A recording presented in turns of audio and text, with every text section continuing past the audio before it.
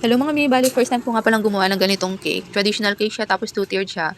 Medyo mahirap nga pala siya talaga gawin. Sobrang nangangapa ako kasi nag-check ako online kung may tutorial ba kung paano siya gawin, mag-assemble. So far, wala akong nakita kaya kinumbine ko na lang yung idea. So ako, nag-DIY ng cake board na yan. Plywood, styro yan siya. Tapos itong corrugated board naman na yan, nabibili yan siya. Ang size niyan ay 16 by 18 siya. So medyo malaki-laki yung size nito kasi nilagyan ko na allowance yung gilid at may design pa. Ang size ng cake par na sa approximately 9 by 12 kung hindi ako nagkakamali. Tapos, ano to, yung threaded thread na yan, ayan pa lang nasa 200 na yan, ang mahal na talaga. Tapos, yung hindi pa kasama yung bolt niya talaga. So, medyo nangangapa ako dito. Bagayos lang kasi January pa naman place na ni customer yung order. Sobrang bait nga pala ni customer as in. Ano to, nakakatuwa talaga siya. Kasi may part na hindi ako nagustuhan yung doon sa hagdanan na design niya. Buti na lang okay lang naman kay customer. Kung mapansin nyo, ito nga palang topper na yan, ni-request ni customer din na kung pwede talaga is styro din siya kagaya ng mga traditional na mga topper, di ba? Hindi siya yung printed na mga topper or cardstock. Kaya yan, sabi ko, naghanap ako kung may papagawa na ganyan. Kaya lang hindi sila gumagawa or walang gumagawa, walang ready-made kasi customized talaga yung kulay niya and then 30th birthday siya. Hindi siya 18th birthday kasi mga ready-made na nabibili. Tapos, so binili ko yan yung pang kulay niyan. Inanap ko pati yung cutter na yan ng styro na yan. Binili ko din. So imagine nyo sa puhunan sa mga ganyang materials sa gamit or tools.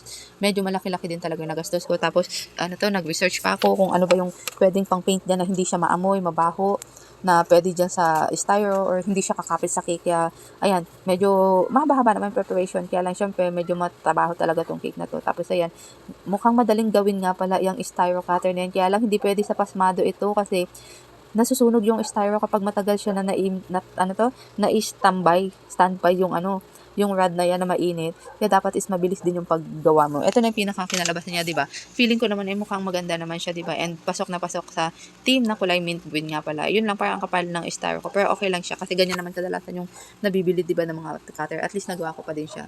Feeling ko naman kahit na first time ko palang gumawa ng ganitong topper mukha naman siyang maayos. Hindi naman siya mukhang pang first grader kahit paano do may flows pa din siya kahit paano. Ito yung sa second tier na cake. Ang size nito ay umabot siya ng 6 by 4. Ni-request kasi ni customer na makapal yung icing. Medyo napataas nga to kasi yung sa inspo niya, medyo mababa lang talaga kasi yung hagdan, parang hanggang sa tuktok siya. Kaya lang ito, since mataas siya, hindi umabot yung hagdan sa ibabaw. I don't know kung napasok pa din siya sa concept. Basta, wala na choice talaga yun na yung kinalabasan niya talaga Tapos, hindi ko kasi siya pwedeng ilagay na yung cake kaagad. Kaya mahaba yung biyahe from Fairview to Cavite. Sana yung siya isuksok pa doon sa rad yung cake para pasok talaga siya kung ano nasa inspo. Kaya lang, kailangan ko siyang i-detach. Baka masira yung cake pagdating ng Cavite. Ito sa first tier nga pala niyan, yung size ng red velvet na cake ay parang nasa approximately 9 by 12 inches siya. Tapos medyo makapal yung feeling neto na cream cheese. Nilagyan ko muna ng whipping cream sa gilid para hindi siya lumobo. Kasi 'di ba medyo mas malambot itong cream cheese na feeling niya. 'Di ba ganun kapag sobrang kapal ng feeling, talagang parang umuumbok siya sa gilid kaya pangit siya tignan, 'di ba? Kaya nilagyan ko siya ng whipping cream. Buti na lang hindi talaga siya umumbok. Binalitan ko nga pala yan siya ng aluminum foil doon. May pilyar yan. May pilyar naman yung rod na yan. Tapos, tinunaw lang na white chocolate yan siya para mas matibay talaga siya. Hindi siya gumalaw-galaw. Tapos, ito na nga naglalagay na ako. Nag-crumb coat muna ako dito kasi pag sa mga ganitong dense cake, red velvet na yan siya, napaka crumbly. Ano ba? Basta yun, ganun. Tapos, ang kapal ng icing neto, as in, ilang kilo ba inabot ng icing neto? Basta, madami-dami din yung nagastos ko sa icing neto. Yung design lang nga pala neto sa gilid, or ang lahat ng design neto ay edible, maliban lang doon sa topper na 30th birthday. Tapos, may figurine nga pala to. First, si customer na nag-DIY dito sa figurine niya. Siya na yung bumili na lang daw. So, okay lang naman sa akin. Tapos, ito kulay mint green yan siya. Medyo hindi lang siya ganun kulay dito sa video, pero maganda yung pinaka kulay nga pala neto. Yung sa hagdan neto, as in dito ako na-challenge talaga 4 times ko siyang inulit. Ang dami ko nagastos dito sa rice cream.